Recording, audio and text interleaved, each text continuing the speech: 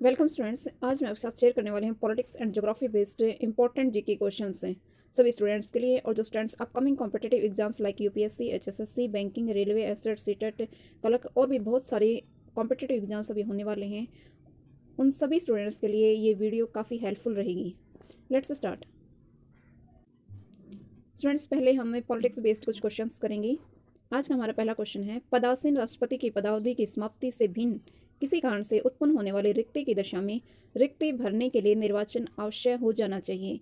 It means यदि किसी कारणवश राष्ट्रपति की पदावधि की समाप्ति से अलग किसी कारण से अगर हमारे राष्ट्रपति का पद खाली है तो वो कितने समय में दोबारा से भर देना चाहिए। ये रिक्ति होने की तिथि से 6 माह के भीतर ये पद दोबारा से भर देना चाहिए।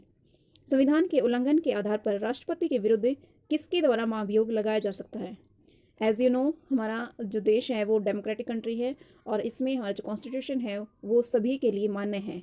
यदि किसी कारणवश राष्ट्रपति संविधान के किसी भी रूल का उल्लंघन करता है तो उसके विरोध भी हमारे देश में महाभियोग लगाया जा सकता है। और ये किसके द्वारा लगाया जाता है? संसद के दोनों सदनों के द्वारा। हमारे संविधान के रूल का उल्लंघन होने पर राष्ट्रपति के विरुद्ध महाभियोग लगाया जा सकता है। भारत के उपराष्ट्रपति का निर्वाचन एक निर्वाचक मंडल द्वारा किया जाता है। इसके सदस्य कौन कौन होते हैं?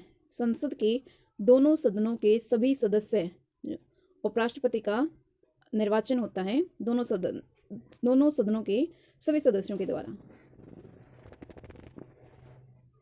भाषाई आधार पर राज्यों का पुनर्गठन किस वर्ष में किया गया था? 1956 में हमारे जो पूरे देश में भाषा के आधार पर राज्यों को बनाया गया था।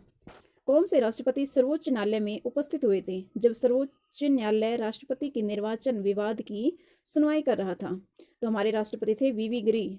जिस टाइम पर सर्वोच्च न्यायालय राष्ट्रपति के निर्वाचन से संबंधित कोई विवाद था उनकी सुनवाई कर रहे थे, उस टाइम पर वीवी गिरी हमारे सर्वोच्च न्यायालय में उपस्थित हुए थे। किसी भौगोलिक क्षेत्र को अनुसूचित घोषित करने का संवैधानिक अधिकार किसे है?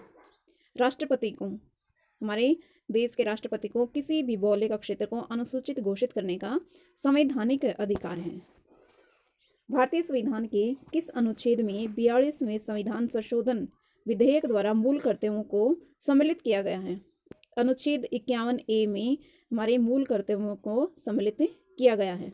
संविधान के किस अनुच्छेद के अंतर्गत धन विधेयक को परिभाषित किया गया है? अनुच्छेद 110 में धन विधेयक को परिभाषित किया गया है।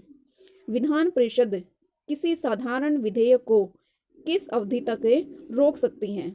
3 माह तक हमारी जो विधान परिषद है किसी भी विधेयक को रोक सकती है। जिला न्यायाधीश शब्द संविधान के किस अनुच्छेद में आया है? अनुच्छेद 233 में जिला न्यायाधीश शब्द का उल्लेख मिला है। स्टूडेंट्स, अब हम कुछ ज्योग्राफी बेस्ड क्वेश्चंस करेंगे। सूर्य की से दूरी के क्रम में कौन से 2 ग्रह मंगल और यूरेनस के बीच हैं?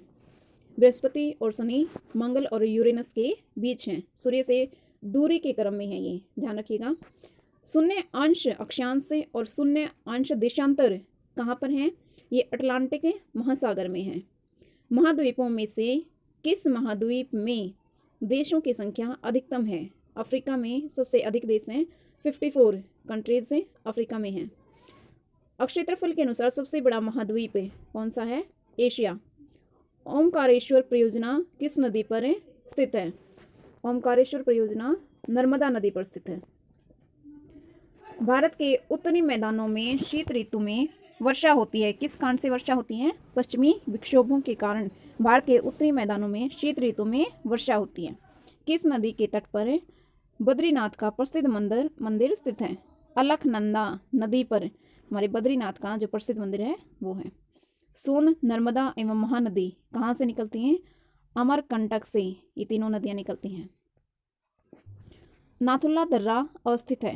नाथुला दर्रा कहाँ पर है? सिक्किम में। कौन से ग्रह के सर्वाधिक प्राकृतिक उपग्रह अथवा चंद्रमा है? तो बृहस्पति ग्रह के सबसे अधिक उपग्रह हैं, 67 चंद्रमा कहे जाते हैं बृहस्पति ग्रह पर हैं।